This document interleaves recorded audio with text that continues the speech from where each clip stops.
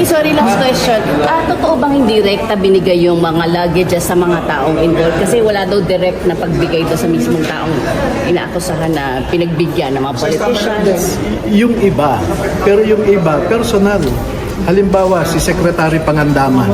Siya mismo ang tumanggap eh. Sir, sabi ni Director Matibag, dapat daw palitan ng mga ex-marine yung kanilang abogado. Kayo, bilang kayo po ay iniimbestigahan din ng Bureau ngayon. Your reaction on that, sir?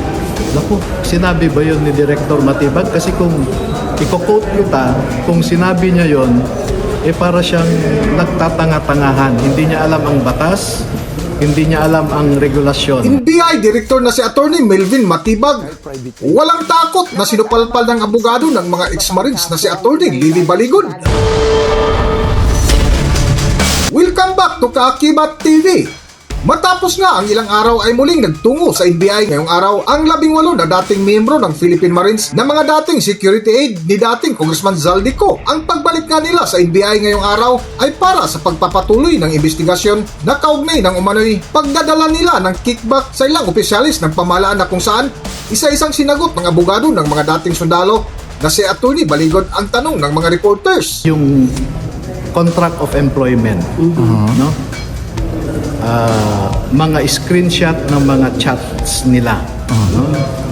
Yung original ng mga pictures and so many others, no? So yun ang pag-uusapan namin ngayon. And you have those mga ebidensya. Okay, ganito, no? Uunahin ko na. Natanggap namin yung subpoena ng NBI noong Biyernes lamang, no? Noong Friday lamang, no? Yung iba umuwi sa mga kanilang bahay, no? Ngayon, yung contract of employment na hinihingi nila, ang problema namin, wala na dito si Zaldico para mag-issue ng certification na empleyado sila. So, ang secondary evidence namin ay yung kanilang mga identification cards. Di ba? Pero nung tinerminate sila, pinasurrender ang kanilang mga identification cards. Pero meron kaming mga litrato ng identification cards. Okay. So yun muna. Sa patuloy nga ng katanungan ng media kay Attorney Lily Baligon ay naungkat ang mga personalidad na hinatiran ng mga dating sundalo ng mali-malitang pera na isa nga sa binanggit ni Attorney Lily Baligon ay ang dating DBM Secretary na si Amina Pangandaman na di umano personal na tumanggap ng mali-malitang delivery. Attorney, sorry, last question. Totoo bang hindi direkta binigay yung mga luggages sa mga taong involved? Kasi wala daw direct na pagbigay doon sa mismong taong inaakusahan na pinagbigyan ng mga politicians. Yung iba, pero yung iba, personal. Halimbawa, si Secretary Pangandaman. Siya mismo ang tumanggap eh. Pumunta siya sa basement 3 ng Horizon Homes. Siya mismo ang tumanggap. So, hindi totoo yung hindi direkta, no? May ebidensya tayo niyan, sir? May evidence. Sir, may evidence tayo against Pangandaman. How many? How many? How many? Asawa ng isa na ng anak. Kaya absent siya nung nakaraan. Okay. So ngayon, sir, how many? 18. 18 complete. Pati po si Toby andyan na rin. Sir, paano na kayo na one on one na daw po? Wala namang Individual. request na gano'n, na one-on-one. Individual, Pero statement. i-clarify ko lang, no, last 12 March, no, yung sinasabi ni Director Matibag na hindi raw namin pinayagan ang one-on-one o pagtatanong, hindi totoo yun. Okay. Halos 3 oras nga yung tanungan nila.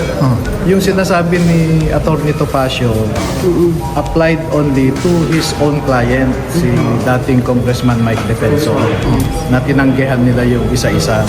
Pero yung sa 18 Marines, pumayag ako.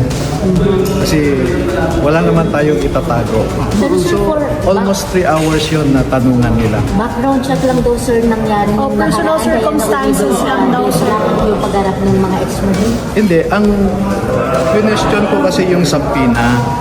Maliwanag kasi sa subpoena, yun yung delegated authority ng ombudsman sa NBI. So, kumbaga ang ombudsman, inutusan ang NBI na mag-conduct ng identity verification. So, yun lang ang authority ng NBI. So, sabi ko, noong sinabi ng lead investigator na pati yung laman ng affidavit ay tatanungin nila. So sabi ko, sandali lang, mukhang lalampas kayo doon sa ibinigay sa inyo na authority, yung delegated authority. Parang inutusan kang bumili ng suka, nag-grocery ka na. Parang ganon. So tinatanong ko sa kanila, kung gusto nyong mag-grocery, magpadala kayo ng sarili nyong sapina para handa naman kami. Pero eventually, sabi ko, okay lang, magtanong kayo. Kaya yun ang nangyari. Halos 3 oras kami. Sir, so yung magsasubmit kayo ng individual affidavit? Hindi naman ni-require ng NBI yun na mag-submit ng individual affidavit. Yung ombudsman lang ang nag-require. So magpo-comply kami doon. Para po malinaw, natanong po kayo tungkol sa affidavit niyo last time.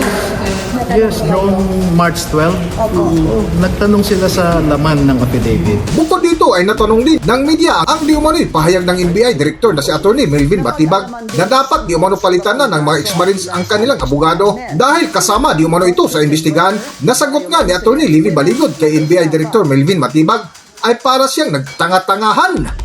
Para sa buong kwento, narito ating panoorin ang video. Sir, sabi ni Director Matibag, dapat daw palitan ng mga ex-marine yung kanilang abogado. Kayo, biglang kayo po ay iniimbestigahan din ng Bureau ngayon. Your reaction on that, sir? Naku, sinabi ba yun ni Director Matibag? Kasi kung i-quote kita, kung sinabi niya yun, para siyang nagtatanga-tangahan. Hindi niya alam ang batas, hindi niya alam ang regulasyon. Bakit? Wala bang karapatan ang mga 18 Marines na pumili ng sarili nilang abogado na gusto nila? So I think, pero dahil sinabi mo yan, ako may doubt ako na sinabi niya yan dahil alam ko na abogado siya. Dapat din daw po kasi kayo sa may abogado since sinabi na rin daw po kasi kayo. Wala naman tayo sa korte. Kung nasa korte ka, it is advisable kung abogado ka na magkaroon ka ng sarili mong abogado pag nasa korte. Sa ganitong investigasyon, walang ganung rule, no? In fact, maski abogado ka sa trial stage, you can read the entire rules of court. Walang magsasabi dyan na dapat magkaroon ako ng sarili kong abogado. Pero for practical reasons, unwritten rule yun sa aming mga abogado na kung ikaw ay nasa korte, kumuha ka ng sarili mong abogado. Pero that is an unwritten rule. At attorney, moving forward na lang yung pakay natin today. Just a quick recap na lang. Ang hiningi sa amin ng NBI, masyadong malapit.